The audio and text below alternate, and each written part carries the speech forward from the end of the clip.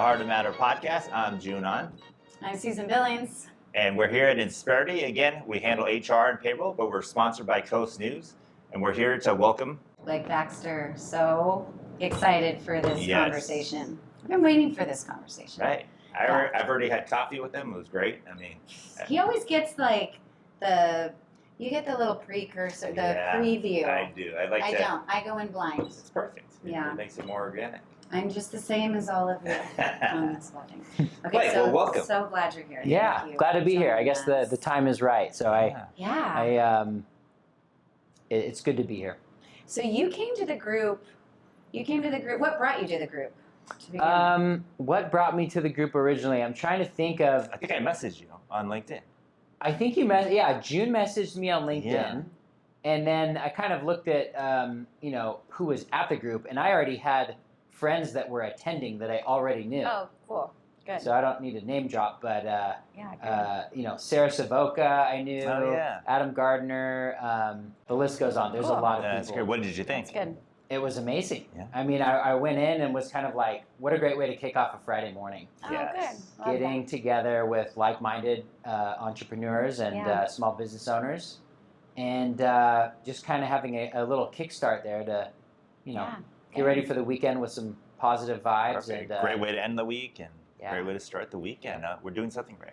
We're doing something right. Yeah, that's perfect. And so you're a local. I mean, you're I am third generation San Diegan, and was born and raised in Encinitas. Wow, where my law practice is located. So 38 years of kind of being in a small town. Yeah, that's awesome. Great. So you've seen all the changes. I've seen all the changes, man. At least back to the late 80s. Right. Yeah. Mm-hmm. Wow, that's so interesting. What high school then? So I started at Torrey Pines. There's a brief stint where we were living in Solana Beach. But the last 3 years I was at La Costa Canyon and graduated from La Costa. So did you marry a local? I didn't marry a local, although we did meet in Cardiff. My wife is from St. George, Utah, which is the gateway to the Utah National Parks, Zion and Bryce. Yeah. Right. And so that's always fun to go visit the in-laws. Yeah. Get some time in the desert and the mountains and the hiking, Angel's Landing, all that fun stuff. That's cool.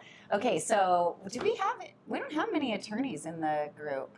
We only have a couple. The thing that's great about our group with the networking is it's not like we're not exclusive of, we already have an attorney, but we really don't have many. And I remember seeing you the first time and him saying, well, that's the attorney. I'm like, okay, no, he's 15. Like, that's the attorney.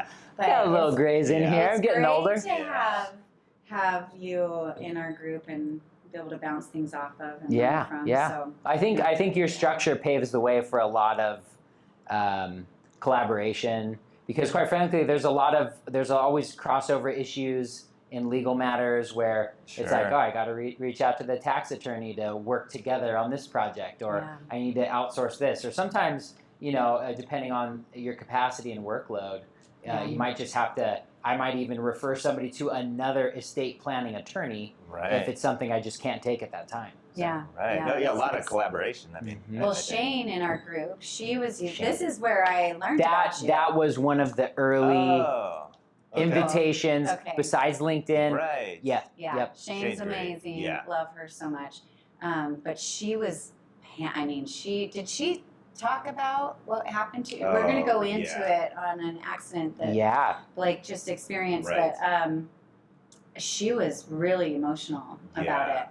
Well, she messaged me and she also was involved in something. She was working with you. We were working together on a matter. It was a probate case, and so this is where somebody had died intestate without a will or a trust, and the estate needed to be administered under the supervision of the probate court. And we were in the middle of it, and she was like selling this house that was involved in this case. And then ultimately, my assistant was in communication with her. Was like, care of it. Blake isn't going to be able to help you out for a minute. Well, the thing too is, I don't know if you remember, but we were supposed to have coffee. That's right. The morning of. Yeah.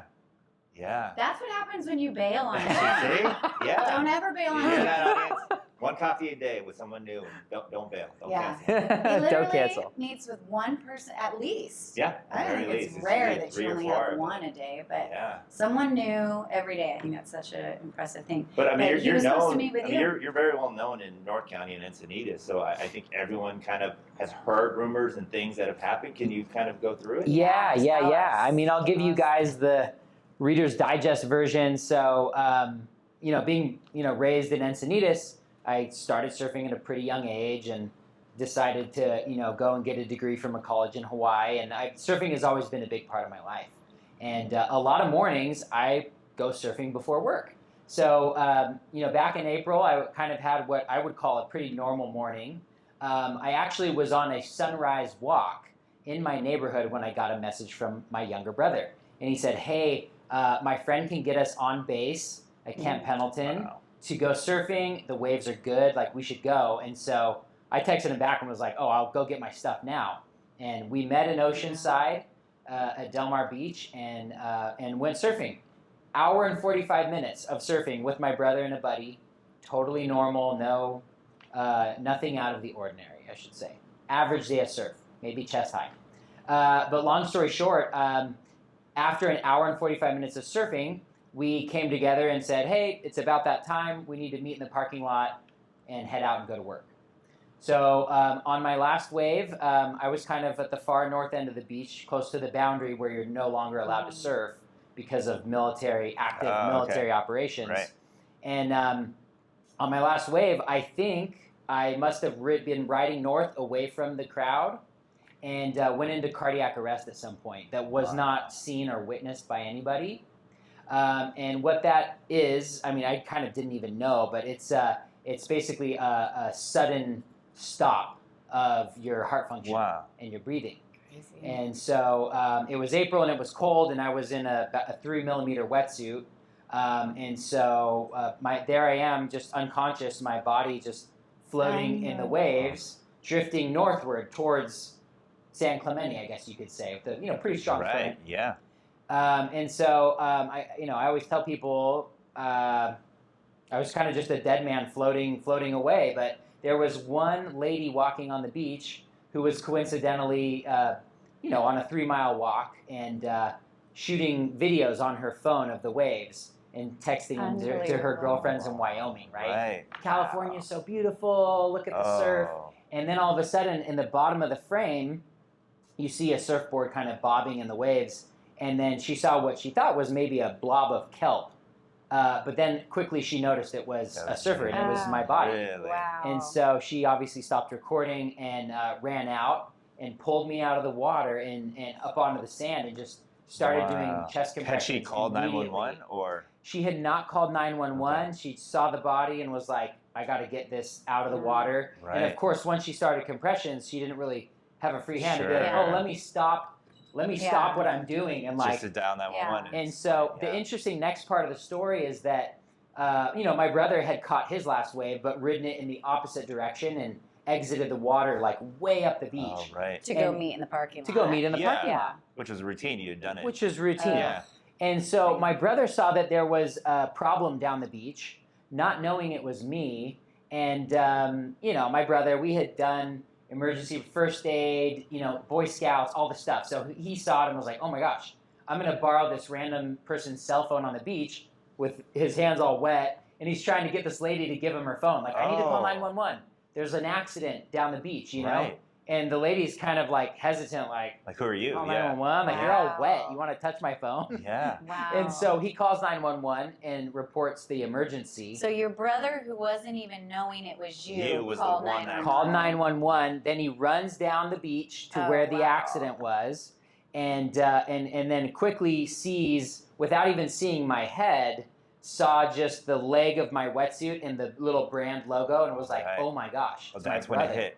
Yeah. Wow. And so he runs up and relieves this lady, who was much older than us, who had been doing the compressions and was getting tired by that point. Right, Because several minutes had lapsed.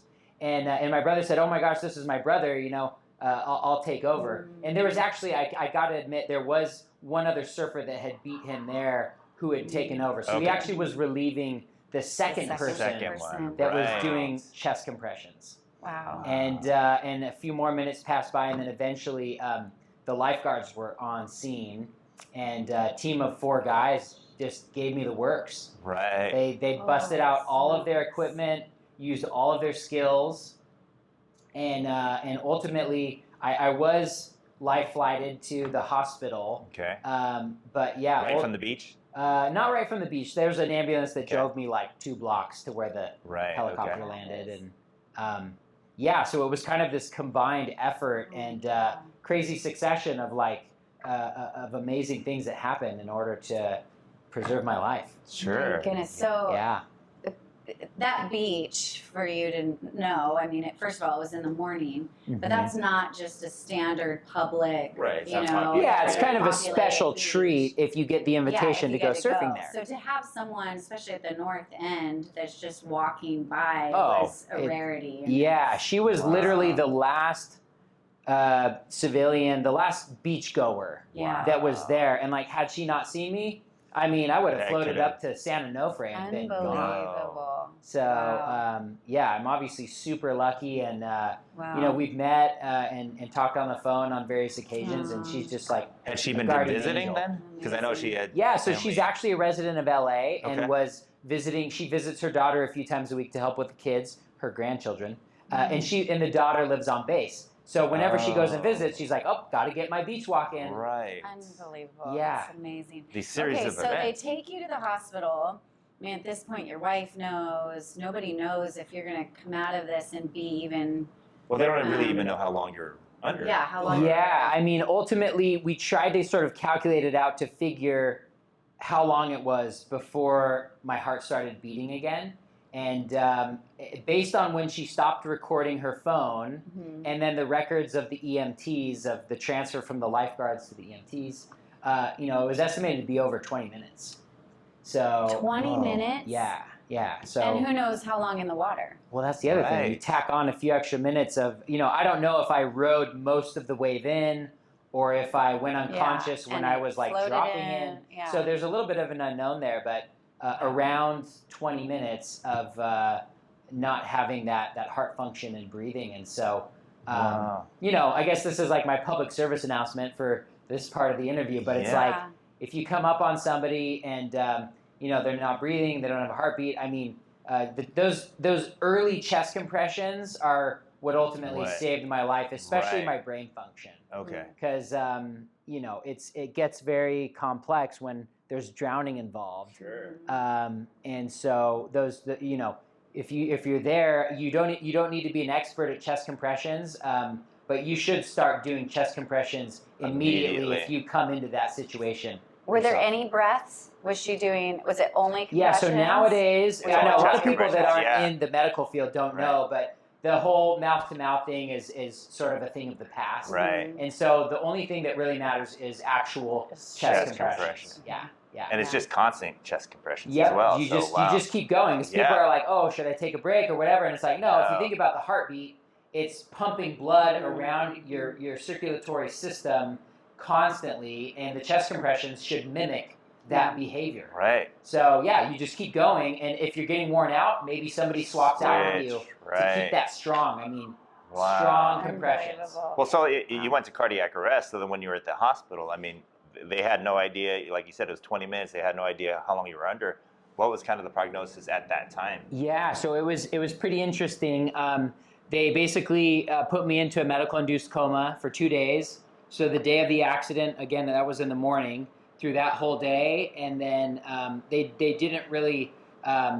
They sort of took me a little bit off of sedation to sort of see where I was at, and they had me, you know, restrained in the ICU on the bed, and saw some struggling because I was intubated, and anytime your reaction is to try and pull that thing out, right? Yeah. So they kind of didn't fully wake me up, but they eased the sedation and saw me trying to resist in my restraints, and they're like, okay, this is good.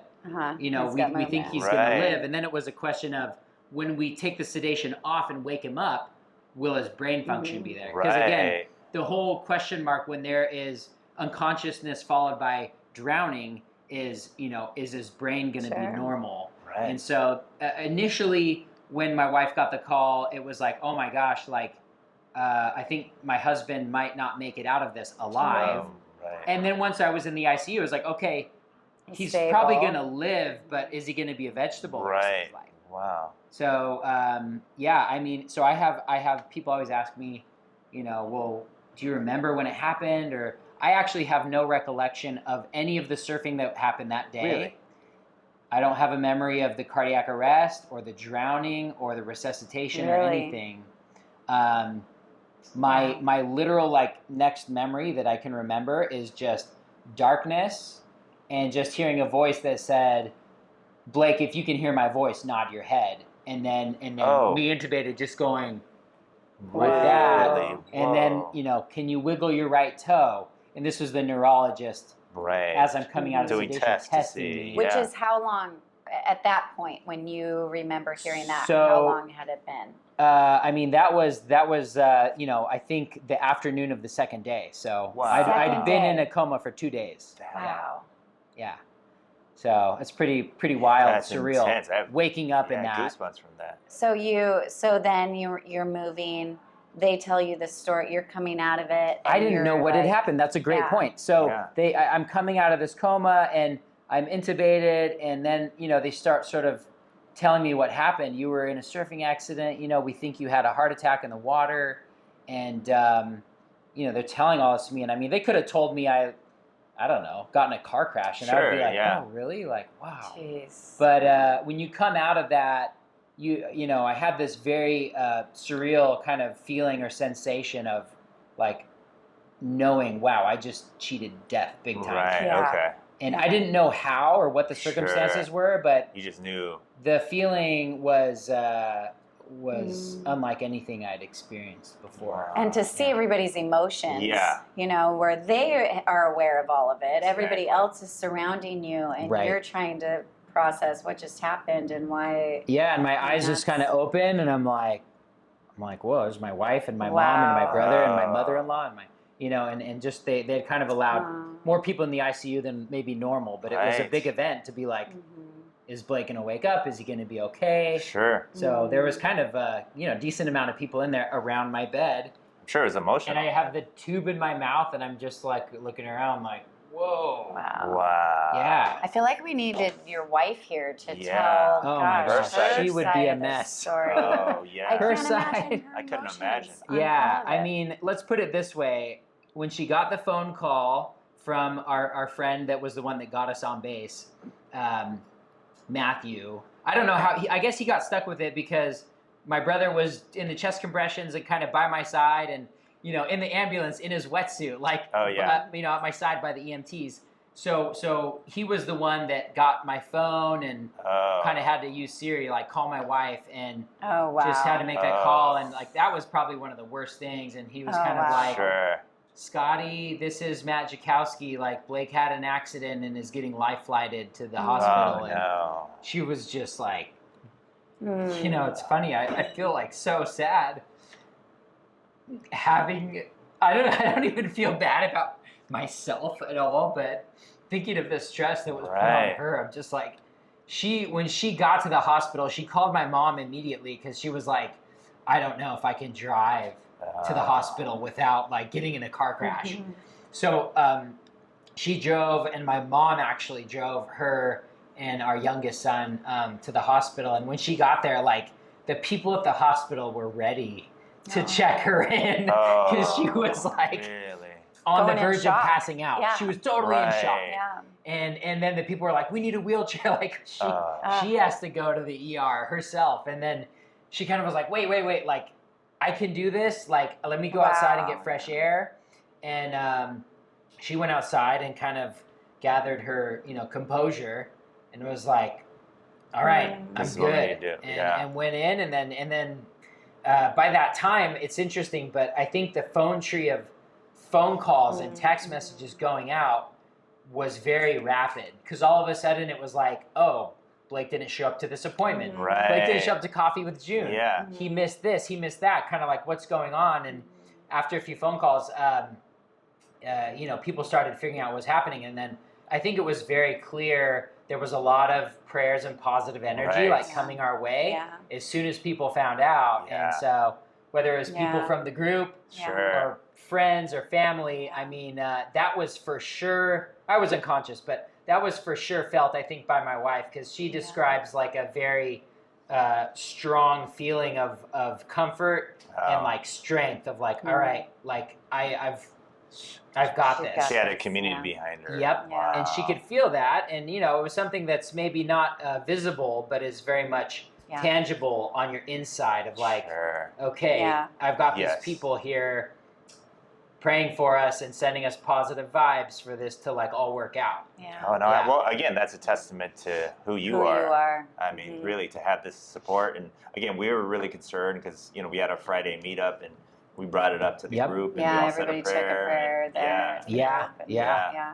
Wow. So, and you have kids. You have kids as well. Yeah, so. I have 2 young boys, ages 6 and 3. Oh. And obviously the 3-year-old was totally out of the loop. The 6-year-old was a little bit more understanding, and they brought him into the ICU. Oh, they did? Okay. I think they waited till they took the tube out. That's a little freaky. Yeah. But after, he was there shortly after and was kind of like, whoa, like, this is pretty wild. And so there was, there was obviously a lot of people that were banking on me, like, pulling through, because I still have a family to raise. Sure. We got a long ways to go still. Yeah. Well, having said that, again, obviously they were asking you questions. You came out of it, but you still had a heart attack. Cardiac arrest. Well, that was the interesting thing, right? I wake up and the neurologist is kind of like, well, like, it looks like his brain function is there. Yeah. And later, my wife and my mother and my brother, people close to me were kind of like, that week, so I had a lot of water in my lungs. Okay, yeah. Because obviously if you have a heart attack surfing and you're not next to somebody to keep your head above water, like you're gonna drown. Right. So I had several days of being in the hospital and letting my lungs and the water sort of get flushed out. But yeah, right? So the neurologist is kind of like, okay, like, I think my work here is done. He seems fine. And then my wife and mom and brother were kind of like, his personality seems fine. His memories, other than the day of the accident, are all there. Like, this is great. So then the cardiologist comes in. Oh, no. He's about my same age and, like late 30s. And he just comes in and this guy's emotional, man. He's crying. Oh. And he's like, man, I have bad news, unfortunately. And I've never seen artery blockages like this on somebody who's in their 30s. Wow. But he basically said, of your 4 main arteries, 2 of them are 100% blocked. One of them is like 90% blocked, and I think the other one was 70. So I had like almost no blood flow going to my heart. He's kind of like, I can't believe he was surfing at the level that he was. Did you feel? Had you had anything prior that felt like you were? Yeah, I would say I'm in pretty good shape, but ultimately, looking back in retrospect, I'm like, okay, I had some warning signs. I never had an obvious sign like acute chest pain that like brought me to my knees. You always see that in the Hollywood movies. Yeah. Like, you know? And I mean, I would go on 3-mile walks and I would go hiking and I'd go surfing. And sure, I would feel kind of winded at times and be like, oh my gosh, like I'm kind of out of shape. But I'd always brush it off because I'm like, I'm in my 30s and I'm good. Working. Or like going on a walk. Looking back, I'm like, oh my gosh, I was like way sweatier than a normal 38-year-old would be, when I'd be summiting this hill. So yeah, looking back, sure, there were warning signs, but I would brush them off and just be like, I'm a dad now. I'm out of shape. Sure. Whatever. Like, I didn't think it was life-threatening. Right. Yeah. Is that something that's genetic? Yeah, is it in your family? Yeah, so definitely, I didn't realize it at the time that it was like this dangerous, but my dad did have, I guess, what we found out to be called familial hypercholesterolemia. And but it's a really interesting thing because you can actually have high cholesterol and have no artery plaque. Oh. So it's not like, oh, my cholesterol levels are high, I'm going to risk of a heart attack. Sure. Yeah. You need to sort of have high cholesterol and artery blockages. So I just hadn't gotten to the point where I was like, oh, I have high cholesterol and I have artery blockages. Right.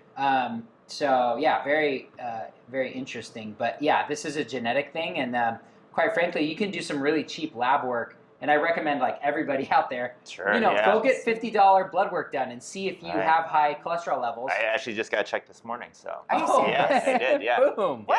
Yeah. There you go. Yeah, so I am 70, so I mean, I got to check. It's a great way. Not 70.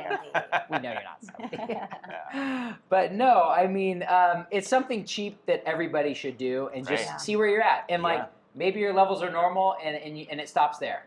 Or maybe they're a little bit elevated and it's like, okay, maybe I'll do the next exam to see if there are blockages. Right.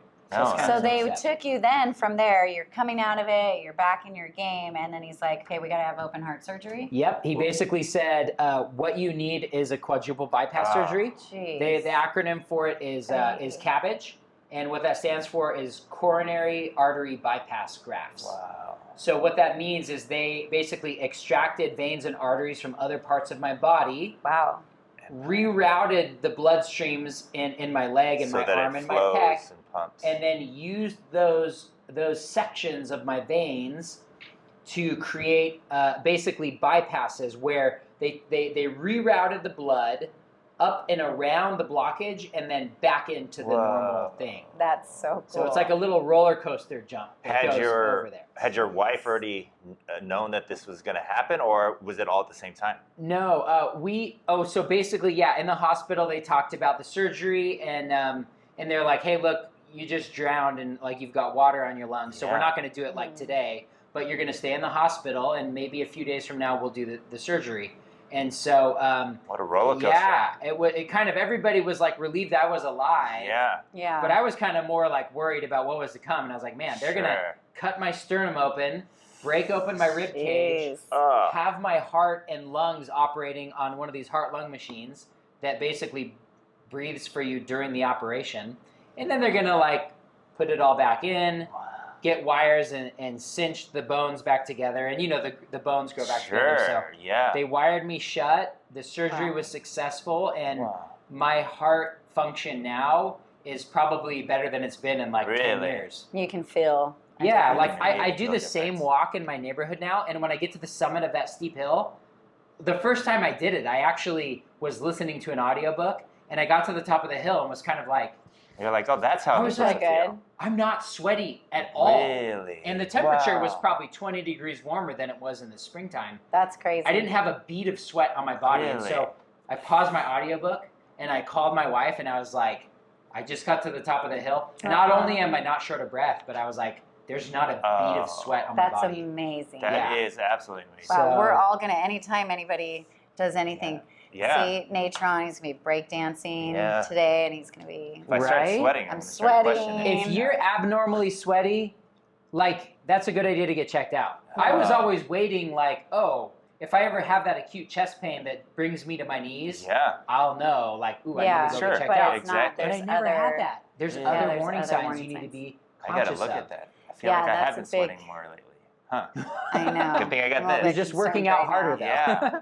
Wow. Oh, wow, what a story. So, okay, before Blake and after Blake, what's changed in your mindset, in your soul? Like, how do you look at and live life in such a different way now? You can't have a near-death experience and come out of it like the same person you were before. Yeah.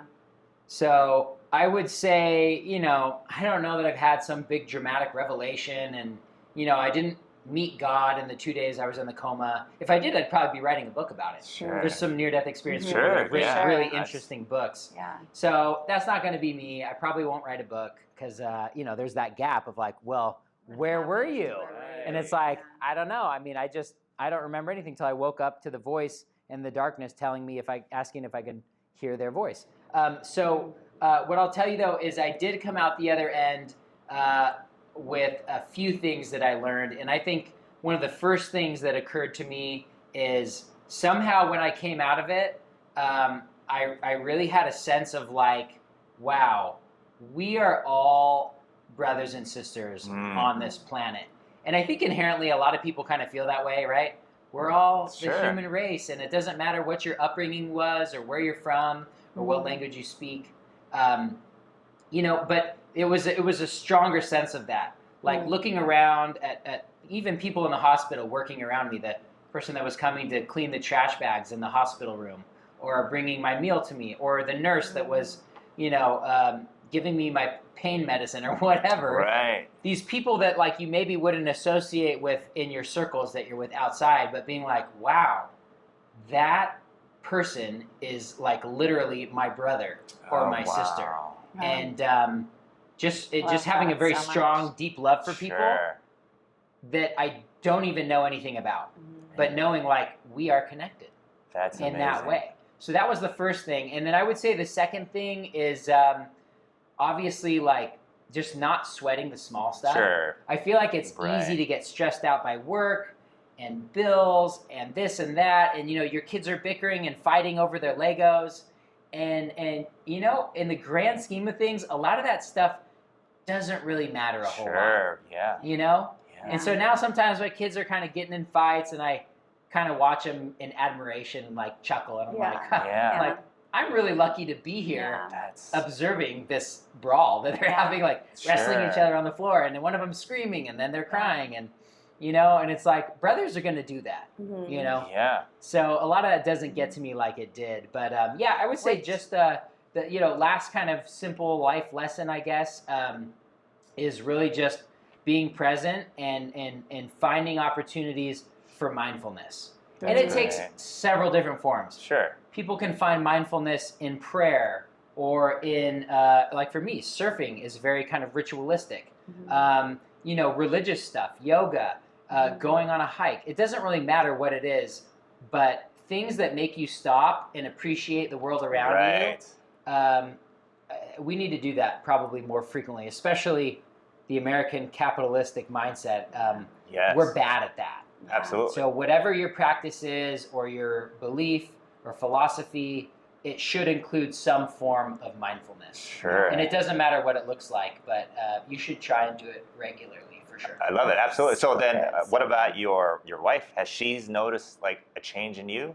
I think that she would say that we've had family that has had other traumatic brain injury, not necessarily from drowning, but from friends and family that have had other accidents and stuff. I mean, even clients that I have where they come out the other end and their personality is actually different. Yeah. And then all of a sudden, like, they don't sort of get along with their old group of friends and they make new friends because they're kind of a different person. Sure. That didn't happen to me. Okay. But I would say my wife would agree that, we kind of have like a new outlook on life. And like, life is beautiful. Every day that I live now feels like a bonus day. Right. I'm like, dang, I get another bonus day. I wake up in the morning and I'm like, boom. So awesome. People are complaining about it being overcast on the coast. Sure, and I'm just like, oh man, this marine layer is beautiful. I love it. It's controlling our temperature. And like looking to the positive side of things, I love it. Well, I mean,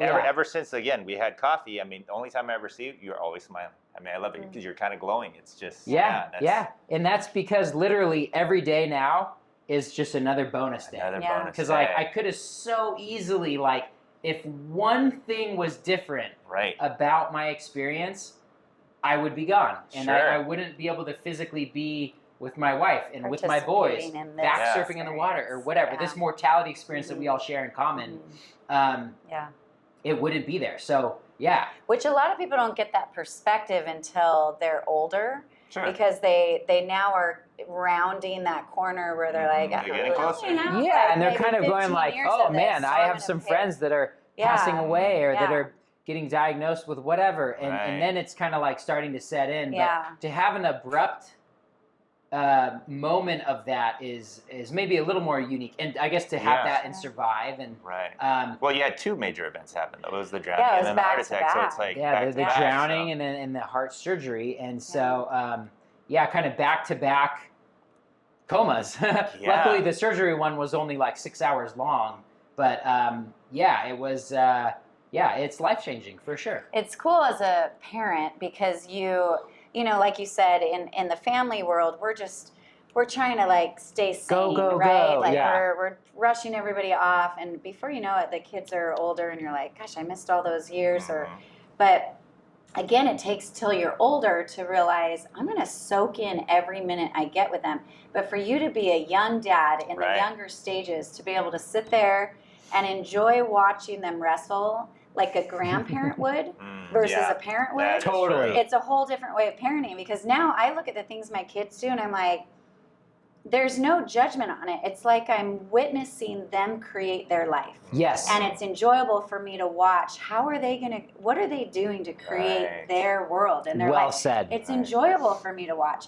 And if our perspectives would change even just slightly, if we could do it without maybe a major traumatic event, but if we could cognitively go mindful, like you said, on a daily basis and say, I'm going to sit in this and I'm going to observe a little bit more of my surroundings with a different perspective. It would change so much for the way we live our life. Yeah. So I'm excited for you, that you're here and that it all worked the way it did. But that your perspective on life gets to start from here in your 30s. Yeah. You get to live a life. It's a weird kind of sort of like a lucky thing almost that, I had to kind of go through some crazy stuff to get that perspective, but what a blessing! Yeah, it's really. And to have two young boys, to have the influence and to be able to enjoy the time. Totally. I'm just thinking back, like the first couple weeks after school started, we had a really unique window where our local ocean temperatures were like 74 degrees. So great. And every day for the first 2 weeks of school, I was like, dipping out of work an hour early. Get the kids from school and boogie boarding with my boys at the beach in the warm water and seriously, I every day after school for 2 weeks while the ocean temp was peaking out. And before sure, I might have done that maybe on a Friday or something, but it's kind of in my mind I'm like, the water's only going to be 74 for a couple weeks. Let's take advantage of it. Well, kind of going back to the water temperature, is that something that helped you when you drowned? That's an interesting question. So I've been told by the neurologists and other people in the medical profession, nurses and so forth, that it was probably lucky that that this happened in April when the water temp was probably 58. Pretty chilly. And whenever it comes to preservation of brain function, temperature is a big factor. Oh, wow. So, I would say my core temp probably, I was in a 3mm wetsuit, so it was probably pretty normal. But I think as far as my head goes, having my head in that colder water and floating for who knows how long was probably beneficial in a weird kind of way. Okay, so we've talked perspective. What about purpose? Do you feel a lot of people that go through these near-death experiences, they come out with, why am I still here then? Why? That was so fluky. That was such a miracle. Whatever you want to call it. All the series of events. Yeah, the series of events are undeniable. Do you look at life and say, okay, why am I here then? What am I doing now since I am? Yeah, so I go to a church pretty regularly every Sunday, and I have a volunteer position where, at least for the next couple years, I kind of have to sit at the front, which I hate because I'm not into attention and stuff. But the funny thing is the person who sits behind me in church is our organist, because the organ is sort of up at the front. And so after this happened, the first Sunday I was back at church was coincidentally my 38th birthday. Oh, wow. And so the organist leans over, and I've known her a long time. She's great. And she's kind of like, hey, happy birthday, blah, blah, blah. And then she asked me that exact question, and she said, so have you found out what your special purpose is? I mean, there's 100 ways that you could have died on that day, but you didn't. And what's you got to have some big reason to live, a purpose now. And so she's kind of joking about it. And I kind of thought about it, and I was like, I think I figured it out. And my big purpose is to raise my boys into adulthood. And it might be as simple as that. Right. But that's a big enough purpose for me. I don't think I need to be the president of the United States or to attain a certain amount of wealth. If my sole purpose was just watching my family grow, there you go. And I told her that. Absolutely. She was kind of like, oh no, I still think there's something bigger.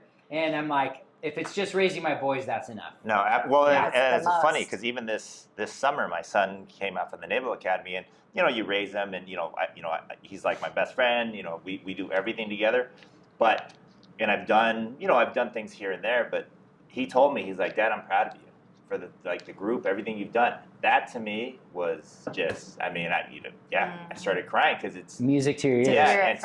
And for your purpose to be to raise your kids, that it's amazing. It That's is great. And they're pretty special to be able to have you guys as parents. So Absolutely. It's awesome. I like to think so. Well, and so then, I mean, it's kind of ironic, obviously, your profession. I mean, you tell people every day that, you've got a plan. Anything could happen. Yeah, you're in life planning. Okay. Yeah. That's pretty crazy. Right. And so for you, at such a young age, for it to happen, it's... Yeah, wow. The big irony of the whole thing, right, is that I literally kind of originally got into planning with my dad back in probably like 2012, I'd say. And he, by trade, was a financial advisor and a retirement planner. And so I kind of started out working with him as an assistant and an office manager. And eventually what ended up happening is I kind of thought, well, shoot, we should be doing estate planning too, rather than outsourcing that. And he's like, oh, that's a cool idea, And he was like, I don't know, law school's expensive though, and whatever. And anyways, I ended up finding some scholarship money and was like, okay, this is not totally crazy as far as the cost goes. So I got the law degree and I started doing estate planning with my dad and being like, yeah, we're going to do people's wills and their trusts. And so it is very ironic that I help people with planning these various aspects of their lives, whether it is financial or related to life insurance or wills, trusts, and assets. Yeah. And then here this near-death experience happens to me, right? Yeah. And what's funny is my mom is a retired school teacher and she works as an assistant for me part-time now. And so, the second this happened, she's like, I need to go get his estate planning binder off of his shelf because all of his stuff is in there. And she wasn't sure at that point what would be needed, right? Sure. Yeah. Worst case scenario, if Blake dies, we're like, okay, well, we know that he's got his will and his trust are in there. Yeah. If he doesn't die and he lives, but he ends up coming out the other end with a disability, well, we know he's got a healthcare directive and power of attorney that have instructions for incapacity. And so there's all, and then the life insurance stuff is in there. And so, and that was kind of the running joke with my wife is I kind of was like, man, you were like inches away from like being a millionaire, from like the life insurance. And she was like, oh my gosh. She's like, I would way rather, it's way more valuable to have you than to have like $1 million in my pocket. Like, what am I going to do with that? Yeah. Right. But she would be taken care of. And I think that we don't think through that, where everything's there. the stress that she would be under in a loss. And managing children. And can you imagine? It's very important. A lot of people in my age group, kind of the front end of the millennials, are it's an easy can to kick down the road and be like, okay, at some point I'm going to do that stuff, and I'm not really too worried about it right now. Sure. But I kind of have always preached like, if you are married, you have children, or you you buy your first home. You have your house. Yeah. Like, those are reason enough to like get a basic plan done. You can always make it more elaborate later if you need to. Yeah. But just getting some of the basics is great. And so I always tell people you should get a basic plan in place that plans for death, that plans for instances of incapacity, and that plans for taxes. And that alone can work wonders. Sure. Awesome. Well, yeah. I mean, I know a lot of my friends, even to this day, that they haven't done anything, and I did, as soon as my son was born, I set up a trust, did the life insurance, everything's been planned. So it's all set, amazing. But it's rare. Yeah, I mean, it really is rare. Is People rare. push it off because they're like, I'll get to it. I'll get to it. Yeah. I'm young. And what's cool is I think more and more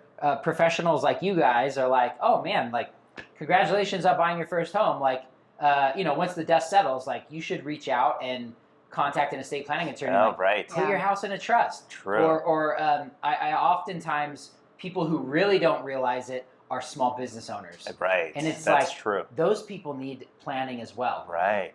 So those are common instances where I tell people like, get some basic documents done. Sure. You don't need a super elaborate plan right now. And hopefully your business goes gangbusters where you do need more advanced tax strategy later. Right. Yeah. But, But it's at the outset, at least get some of the basics done. Well, because if somebody doesn't have something prepared, I mean, it typically goes to probate, correct? And yeah, if you've got some assets like a small business or a home or even a bank account that has a decent amount of cash in it, or an investment account, or a crypto account, or whatever it is, those assets are likely to go to probate court before it passes on to your loved ones. Oh, wow. And it's slow. It's like, I always tell people, I'm like, you're looking at a couple of years of this being tied up in the court. Oh, really? Couple years? Wow. Yeah, and then before it passes on to your spouse or onto your children or whoever, there's a big bite out of the apple before the apple gets passed on, because the legal fees and everything. Sure. Yeah. Well, so like, having said that, say, someone passes away, the wife, they don't have access to the accounts? So, what happens is, if there's a joint account, there is an instant built-in access. Okay. And we call it a joint owner with a built-in legal right of survivorship. Okay. So if you're joint owners on something, or you hold something as a husband and wife, community property, or joint tenants, there is a built-in right of survivorship. That is one layer of protection for sure. Okay. If there was a simultaneous death, then all of a sudden it's right. like, oh, well, do we have a beneficiary below just the husband and wife that jointly own the asset? And so that's where you can kind of start planning a little bit better. Wow. It's crazy to me that this isn't taught amongst other things in high school, or it should be. It should be. Yeah. Totally. I mean, the things from debt to planning to health. I mean, it's just like the things that we actually need. Why doesn't everybody know that everybody should be doing compressions, and that should be just a known practical advice, right? Yeah. So maybe all of our podcasts need to be practical living. Yes. Like everybody should know CPR. Like I don't care if you're the youngest, fittest guy ever. Yeah. You might be surfing and come across somebody else that needs CPR. Sure. And so that practical life On stuff, all right? things. Yeah. You think that you need to have a large amount of assets to be able to take it to someone like you, and you don't. Totally. You need those just basic steps that say, this is the foundation. Yep. And as I build, and most likely will build, we're already set up with safety. And a lot of estate planning attorneys are for sure going to cringe when I say this, but if you're starting out and you're kind of like lean and mean, whatever it is, you bought your first house and you're kind of house poor, or you have a startup you're pouring all of your funds into, shoot, if you have to go to LegalZoom to get started, like, so be it. You can have an attorney amend or modify your plan at a later date to sort of fit you as you grow. But because sometimes people are like, oh, it's a little cost prohibitive. Sure. Hey, get the basics done. On through whatever website. That's not an advertisement, by the way. And this is not legal advice. Sure. But I'm just saying, whatever it takes to get something done, something is better than nothing. Well, I also think, as a society, we don't really talk about death. It's one of those things that you don't want to talk about, so you don't necessarily plan for it. People hate talking about it, but we all live under the ground on a lot of topics. I think. Even boomers don't like talking about death, and they're kind of like, getting into their retirement years and stuff. My mother doesn't. I called you about my mother. Are we boomers? Wait. What's considered a boomer? Yeah, what is I think my kids have called me. Oh, gosh. Well, I'm not an expert at the year cutoffs, but I am familiar with their age group, and I would say that most boomers right now are retirees or at the doorstep. Okay. And so you guys are you guys are like a little before the boomers. Okay, maybe like a Gen...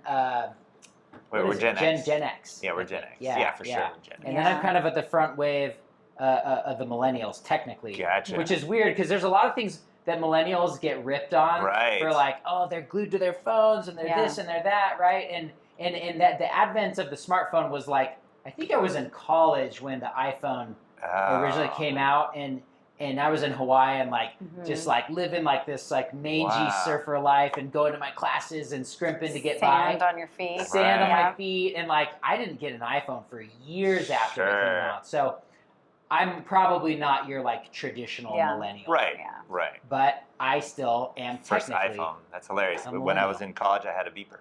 So you had a pager. I had a pager. You're dating yourself. That's so, amazing. Yeah. Wow. That's awesome. Yeah, wow, fantastic. Yeah. In general, just so much information for everybody to kind of absorb and take on and look at in their own personal life for sure. And as far as, I mean, I guess your business goes, I mean, you're based in Encinitas. You recommend anybody really should start a process if you're married, you know? Yeah, I would say some of the major events would be, so here's one little tidbit for you. And this is kind of just speaking in generalities, but if there is an asset that has a fair market value that is greater than $184,500, then that asset would have to go through the probate court process to then pass on to your next of kin, or what we would call your heirs at law. $184,000. Yeah, and again, if you have a joint account, sure, you have a backup person on there already. But I'm talking, if you have an asset in a single person's name, whether it's a bank account, investment account, crypto account, real estate, a small business, whatever it is, if there's some value there, then that asset could be subject to the jurisdiction of the probate court. That's such an arbitrary number. You want to, it is a random number, and it got raised a couple years ago. It used to be lower. And it might be raised higher because, quite frankly, the court is so plugged up right now. My paralegal that helps me on the probate side with my estate administration stuff was booking a calendar date for this final hearing. And consider this, the work is basically all done. We just need the final hearing to get the judge's stamp of approval to say, okay, final distributions are ready, go do it. How long? And the date was 6 months out. No. So literally we're just sitting, twiddling our thumbs for 6 months to get to that point of the final distribution. Wow, that's awful. Because they hadn't had this all established? Yeah, because people die, what we call intestate, where they didn't have the plan in place. And so there's a little tidbit of you can go look it up. It's in our probate code. So I would say that the main events are having an account or an asset that has a value that's maybe over that. First-time home buyers, people that get married or maybe are having their first children, and people that are small business owners. Those are great life events to then go and at least get a basic plan done. By an attorney, or maybe you use a website the first time. It can always be, these basic plans are revocable and amendable typically. And you can do more advanced planning later if it's needed. Maybe it isn't, but maybe it is. That makes sense. That's great. I have a buddy that's having a baby any date, Sid. You need to call Blake. Get set up. There you go. Yeah. Well, wow, as a doula and realtor. That's both things. You got a house, go to Blake. Are you having a baby? Go to Blake. Yeah, absolutely. Yeah, totally. Well, and we deal with businesses all the time. Well, literally businesses. Everybody. Have you done your little 5-minute feature on the group? Was I not there? No, not yet. I haven't. I should. I should really get up there and give my here's the businesses. 5-minute version of things that you should be thinking about as an entrepreneur, as a small business owner. And just kind of running. Yeah, we would love to have that. I think that would be great. Be happy to do it, and then that'll give people enough to kind of work with to be like, I should go do some of this planning for death, planning for incapacity, planning for taxes. And plus, a lot of times too, when people are talking to, they haven't had that experience, so they don't, what you've gone through. To have somebody tell you, hey, this is important. That kind of means more impactful. That little nudge to get a plan done, or to finally get that life insurance, and whatever it is. And that should be said too, right? We help with various aspects of planning, and if it's something that I don't have an expertise in, that's what's beautiful about the group. We have other professionals in there that can help out with the life insurance, help out with the health care or the health insurance, or whatever the need is. We're all connected in there, and so I'm able to pass people off to get help with their real estate, right? Or vice versa, and that's the beauty of that. It goes back to the brother-sister concept, and that's really why we started the group. Was beyond even business. It was we were lacking community since COVID, and people didn't have a place to be able to land and take. I mean, we bring problems to the table that have nothing to do with business a lot of times. It's just personal. And we said it. We have I think 200 members now, and half the members are there for just personal reasons to make the connection. The other half are there specifically for business. But the people that are there for personal connections I'm seeing a lot of business happening. It just kind of naturally happens, but it's that bonding. connection. It's organic. It's organic. Yeah. But you find where that weaving of that web, everybody plays a role, like you said, of, oh, well, I can't, but she can, or he can, and you're seeing the person take out the trash and do like the hospital does. You know, that's really what it should be. And we need to start in our communities. They always say, you know, you start at home, you go to your community, then you go to your, you know, your city, and then the state, and then the nation, and then the world. But we've got to start, like you said, your number one purpose is your kids. Start there. Now you're helping your community get set up, and it just expands. Absolutely. And the influence you have on your kids, I mean, think about how good they're going to be to other people. I mean, it's going to spread. Yeah. So it's amazing what one kid can do. That's for sure. It is. It's really cool. is. So crazy that he knew. We were talking earlier, and he's like, "Wait, you're Jake's mom?" So we didn't know each other, but he knows my son. Went to Fiji with my son. We've been on a surf trip We've together. been in a different country. Showed up with in my Fiji. son. Never met him before, and came out the other end as great friends. And how are his scars healing? I know he got some reef rash on that coral reef in Fiji as like a living, breathing thing. Wow. Very sharp. He claims them as pride. You know, that's There a you go. pride thing. Yeah, it's like a badge of honor. Absolutely. Well, so talking about surfing, have you been back? Yeah, that's a great question. So I got cleared to surf actually pretty early on. I think at about the 8-week post-op. They're kind of like, you can do whatever you want now. And I was like, kind of looking like I'm not ready to lay down on a surfboard on my chest. That's crazy. It feels like loose in there. What if my heart like falls out of place? That's crazy. But on the 4th of July this year, we were having a beach day, and I was watching these little beautiful waves coming in, and I bought, you know, I kind of tend to ride smaller, more high-performance boards, you know, and for surfing waves like in Fiji and stuff.